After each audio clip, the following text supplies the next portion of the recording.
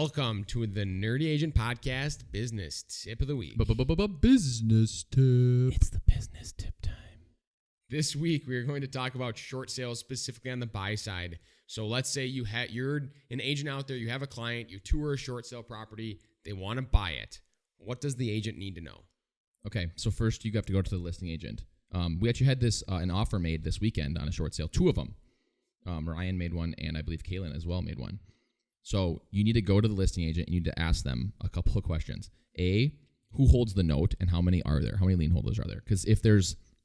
What is a lien holder? A mortgage company. So if you've got, or even could be a contractor. So if you've got like 4 liens, let's say, and they're all different people, the short sale can get to be significantly more complicated because if you can't make the first person whole, then you also are making the other people get zero. So they all have to approve this. Otherwise, it's going to go back through the foreclosure process. So that's the first thing you need to ask.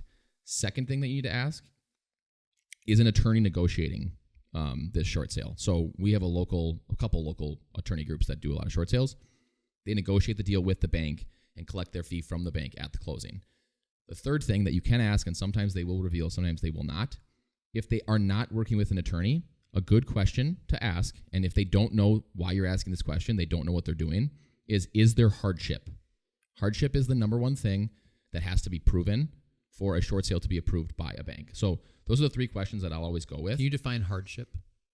It is not that you owe more than your house is worth. That does not count as hardship. Yes. So situation Lost I had, doctor, surgeon got Parkinson's. Mm-hmm. Okay, so 10 years of work comp, insurance, whatever, that eventually runs up. Mm-hmm. They had remodeled the house back in 2004 or 5.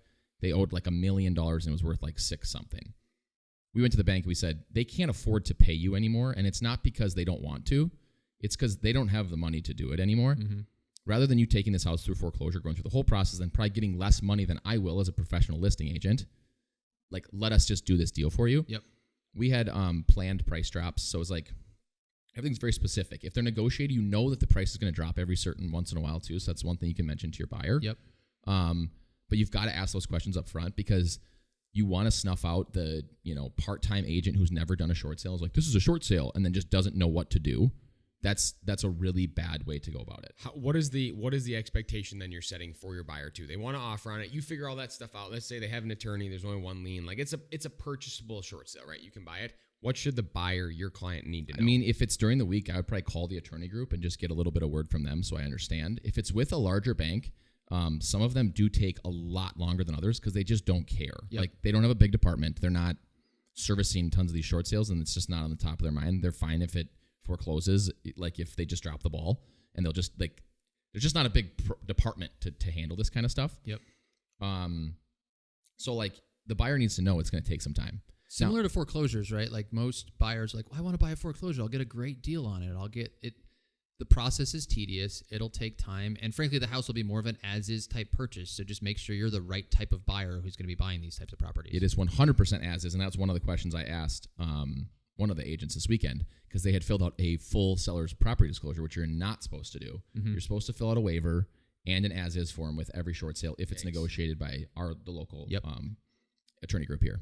How long are we talking, though? So, like, you submit an offer, right? The sellers accept that. They say, yes, this works. Then they submit to the bank, correct? Usually what happens is the inspection happens first, okay, and then they submit to the bank. So inspection worked. We negotiated. We got our final price. They can't make any repairs typically, so it's really just negotiating on the price. Mm-hmm. We get our final price, and then we send it to the bank. 30 days is what I would normally put on there. That doesn't say the deal's off after 30 days. It just says we have to extend this date if we don't get it done in the first 30 days. Yep. But in that point, when you now know this process, just ensure, not necessarily like you inform your buyers, here's the process, so it's good that AJ is going through all that because it helps you understand, but also make sure you have conversations with your buyers on the front end to understand what type of buyer they are and whether or not this actually will be a fit. Because I've had a number of like first-time buyers that have never gone through the buying process, have never fixed a thing in their life, that want to go this route because they think they'll get a deal. But the reality is it's just not a fit for them on the front end. So walking them through the process and helping them set good expectations tends to help them go, yeah, maybe I shouldn't go that route. And you need to have just about no timeline to buy a short sale. Yeah, Because exactly. you also could get down the process. You could do your inspection. You could negotiate. You could accept. You could send to the bank, and 60 days later, No. the bank could say, "Sorry, it's not going to work." I've We don't like done this one. I've done a handful. I've done one on the list side, like that I mentioned. I've done a handful. A couple of them. I had one in St. Louis Park where my buyer waited 30 days, extended 30, waited another 30, extended 30, and then we were like, okay, it's been 3 months now, and you haven't even given us a response. Like, we don't even know if you've opened the folder where this exists. Yep. Like, we're canceling. Sorry. Yep. I remember Yeah, we sucks. were first looking into investing. We offered on a short sale. Oh yeah. And we thought, because we were in the same boat, we're like, well, this was 6 years ago. We were like, we can get a good deal on this house. It looks like a pretty decent offer. And then we like started going through the process, like, this is such a nightmare. Like, we're not even going to do this. So even people like us that have done large renovations and have dealt with investing and all that, we're like, short sales for us just didn't make sense. And I do think, like, again, it might not make sense for a buyer. Even if it does make sense, each situation is different. So Yes. if you've got it, like I said, if you've got an agent who's never done a short sale and doesn't have an attorney negotiating it, just run far away. It's never going to happen. Yep. They're going to have no idea who to call, what to do. That's why, like, I hired an attorney when we went through the one that I listed, and it was great. It went off without a hitch, sold the house, got them out of it, and they actually, speaking of our pod that we did earlier, they actually got an FHA loan to purchase. Wow. 2 years later? 1 year later, I think, on a short sale was the rule. That's Because cool. bankruptcy foreclosure's 2 years, right? Correct. That's cool. Yeah. So there you go. Well, that's the business tip of the week. Business tip. It's the business tip.